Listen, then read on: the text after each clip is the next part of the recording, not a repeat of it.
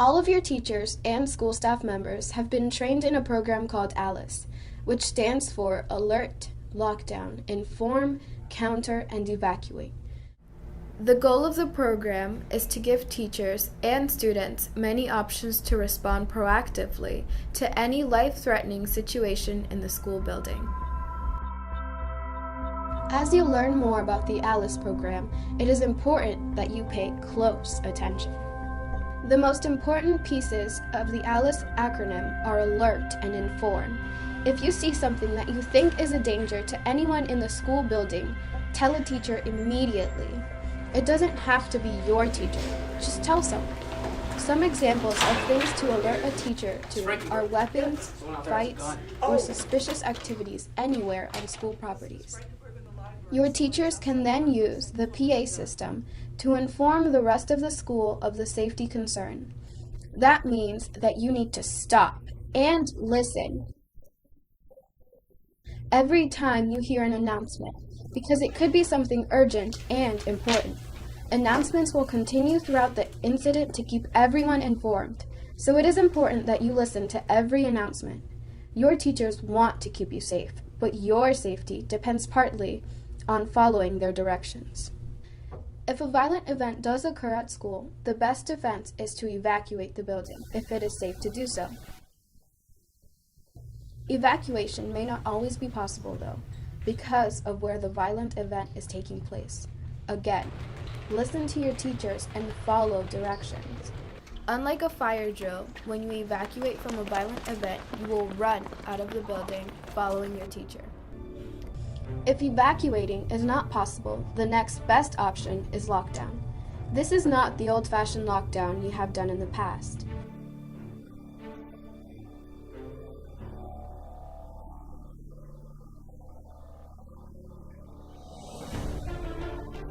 Instead, you will be fortifying your classroom using the shelter-in-place technique.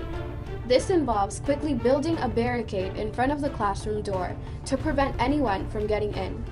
Barricades don't have to be complex, but they should cover any windows so that nobody can see into the classroom. A good barricade can be constructed in less than a minute and will prevent anyone from opening the door. Your teachers have practiced this and are very good at barricading, so listen carefully to what they tell you to do. It is very important that you do not open the door for anyone, no matter what.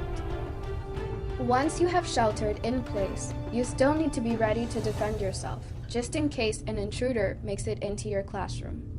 This is called countering the attacker. After your barricade is built, stay away from the door and pick up something that can be used to defend yourself. If someone makes it into the room, defend yourself by throwing objects at them. Use things like textbooks, shoes, or staplers. Your classrooms have plenty of useful objects. Do not stand still while you do this. Move around the room and make noise. Most of the time, attackers will retreat if they are met with resistance. Sometimes, however, an attacker may get too close for comfort. When this happens, do anything you have to do to bring that person to the ground. If there is a weapon, avoid it. It is much easier to bring someone down as a team, so work together. Once you get the attacker on the ground, hold him or her down forcefully by placing one student on each arm and leg. Hold them there until police arrive. If a weapon is present, do not touch it. Your teacher will know what to do with it to prevent any injuries from occurring. Now that you know about the ALICE program, let's review. ALICE stands for Alert, Lockdown, Inform, Counter, and Evacuate. Here are the main points. Be sure to alert a teacher if you see or hear anything dangerous or suspicious.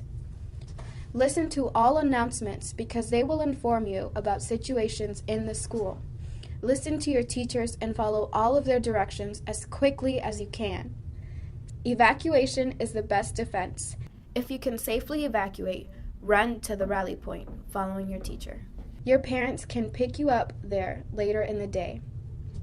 If you can't evacuate, lock down by building a barricade and being ready to defend yourself. If an attacker makes it into your classroom, counter them by moving around, throwing objects, at them and bringing them to the ground. Work together and don't touch any weapons.